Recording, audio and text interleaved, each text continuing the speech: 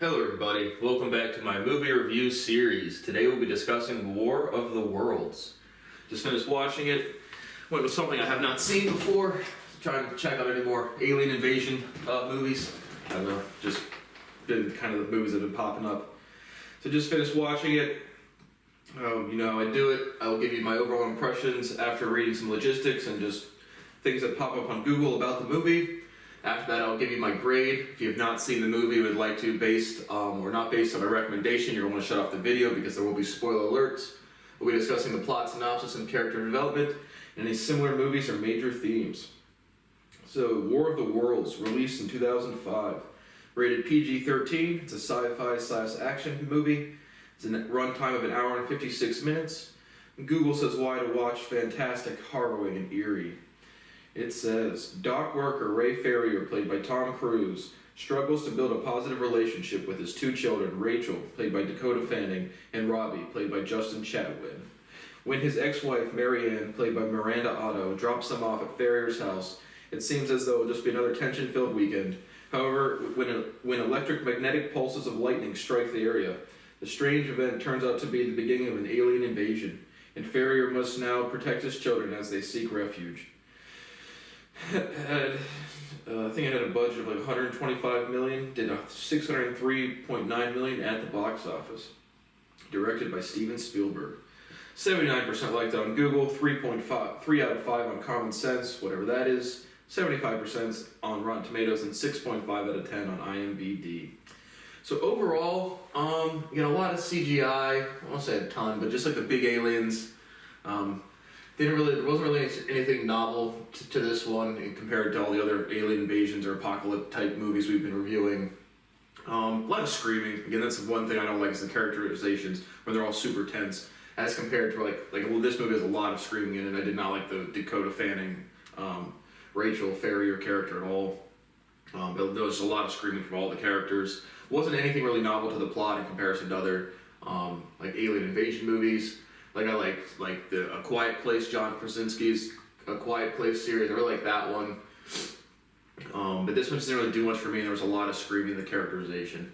So overall, I'm just gonna give it a C. Didn't really do anything for me. Not off-putting, but nothing stood out for me in the plot or in the writing, and there was a lot of screaming. So overall, this was just a blah movie for me. So if you'd like to watch it and have not, I'm gonna shut off the video because there will be spoiler alerts.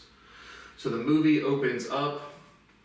You have some brief narration by Morgan Freeman about, this species been watching us, blah, blah, blah. And then Ray Ferrier is the dock worker, Marianne's the ex, drops the kids off, Rachel and Robbie, and Robbie's 15, 16, calls his dad Ray by his first name, being defiant.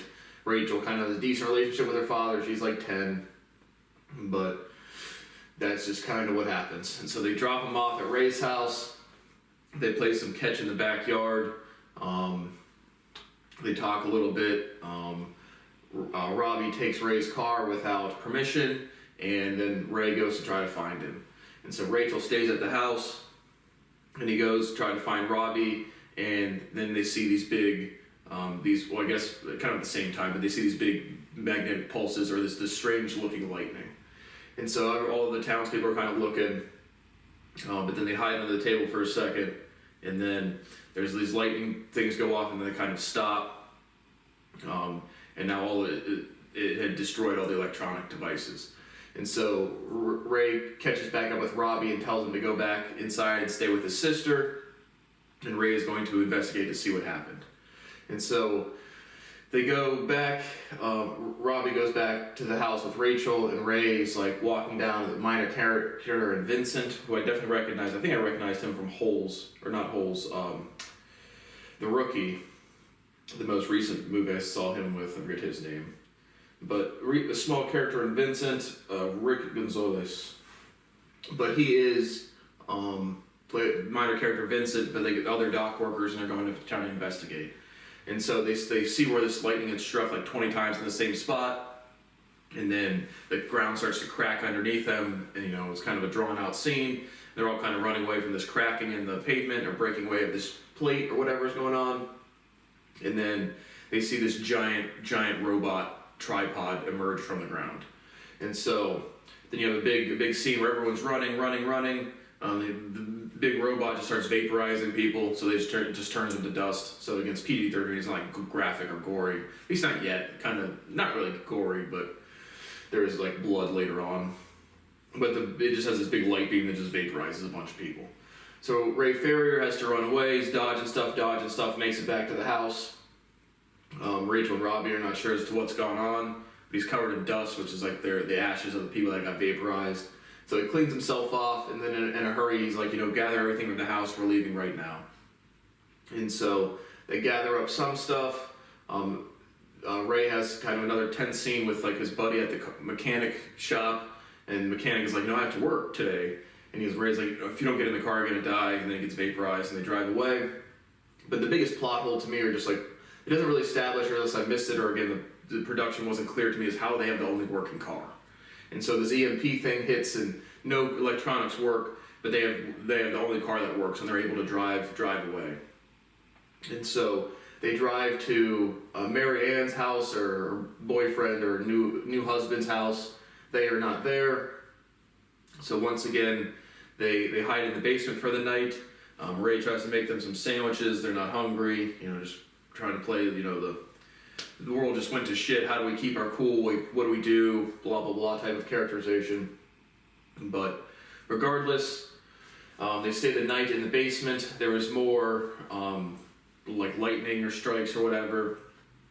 I think after the second strikes, they're at the house when they're at the Mary Ann's house in the basement. The next morning, Ray goes outside and he finds this plane that's been downed, and some guy rummaging through it. He works for like a news crew, and so he talks to this minor character and this news reporter lady, and that's when you see that the lightning strikes are like vectors, ways for the aliens to get into these big tripods. So you have actual aliens and you have these big machines that they're operating, and so you can like see it on the lightning bolt when they slow it down in the news van.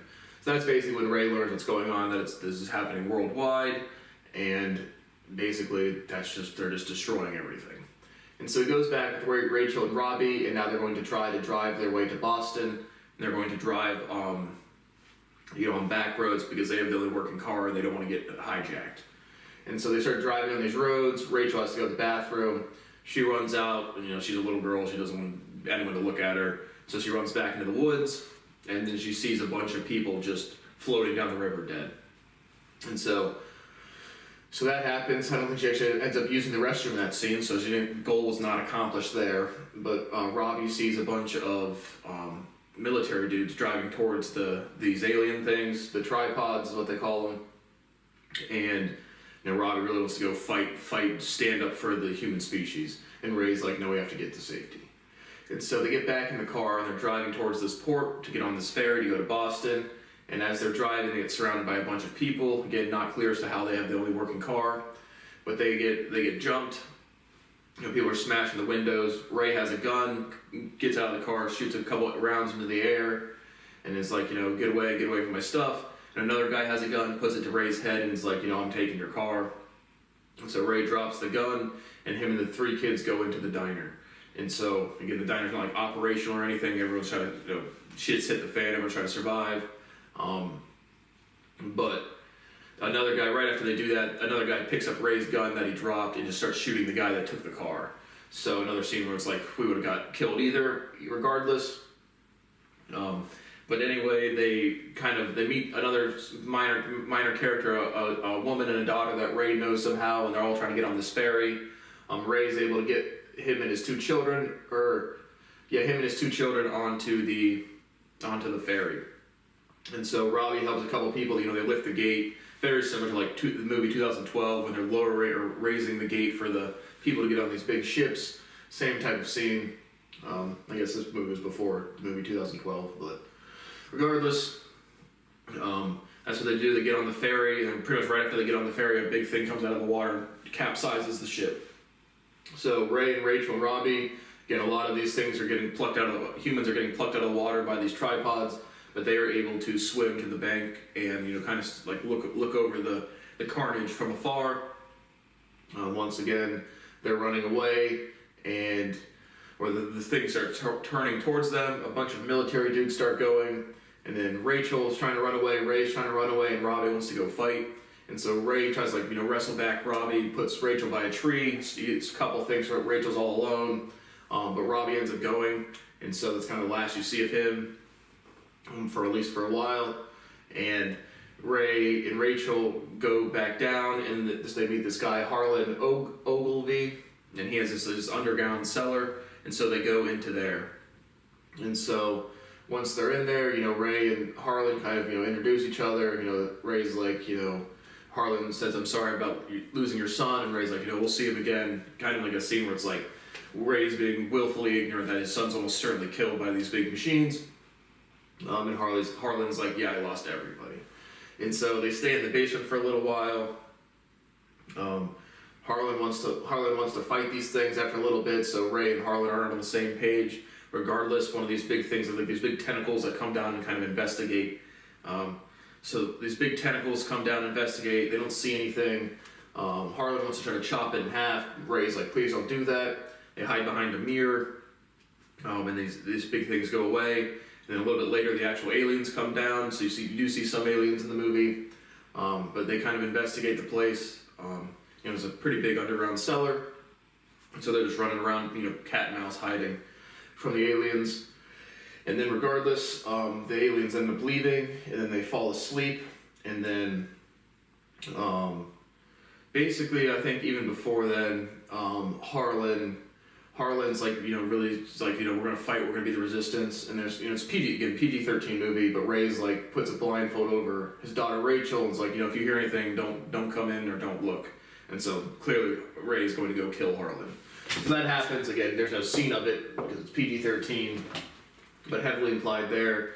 And then so Ray and Rachel are now in this underground bunker where they kill the dude that lives there, and then they go to sleep, and then Rachel wakes up with one of these big things, just the tentacle arms like scanning her. So she screams and runs out.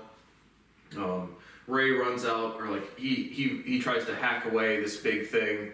And the same way Harlan was going to, Ray ends up chopping this thing, like this tentacle off, and then runs outside to try to find Rachel. And so what these big tripods do is like they like eat or drink humans or something, and then like spray the blood, and then it like grows like veins or arteries just kind of like all over the place. So there's just like a bunch of like red arteries and stuff, veins growing all over the place. And so that's kind of going on, and then Ray gets picked up by one of these big tripods and put into this like fuel tank where it's just like as human being that just eats for for snacks or for fuel in the same way you'd have like a live lobsters at a Red Lobster or something just chilling waiting for food.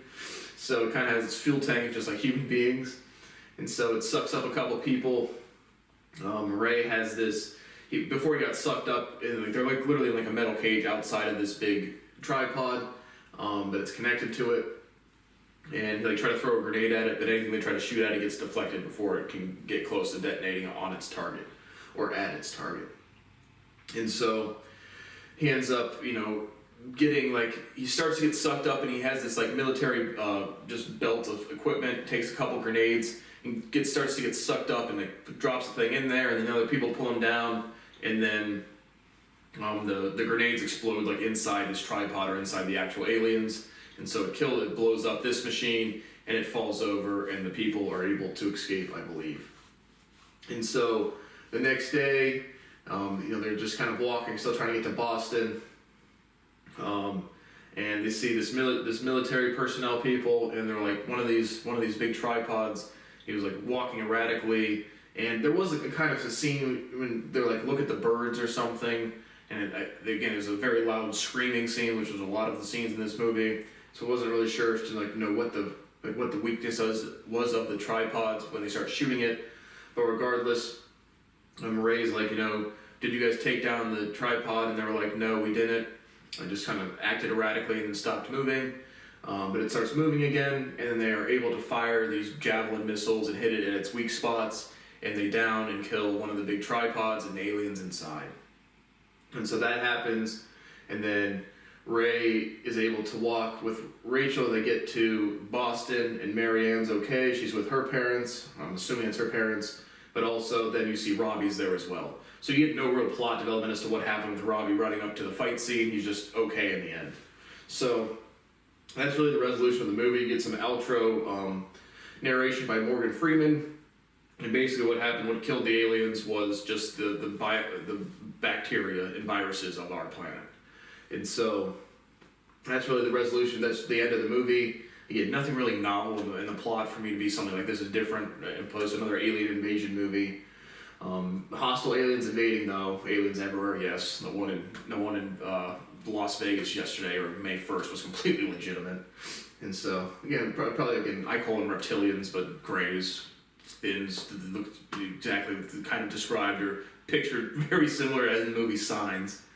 But in similar movies, again, I liked A Quiet Place. Again, I like, that's probably the most relevant to Hostile Aliens. Again, we just reviewed Signs, like that one. I think that had a good ominous tone to it. This was very similar to me in just overall impression, very similar to like Pacific Rim, which was just like big aliens, didn't really super a lot of CGI, not really much novelty to the plot, and I just don't like big aliens for some reason. But I just don't like CGI, overdone CGI, or too much animation, I guess. So overall, this one didn't really do much for me, but thank you for watching. I'll see you on the next one.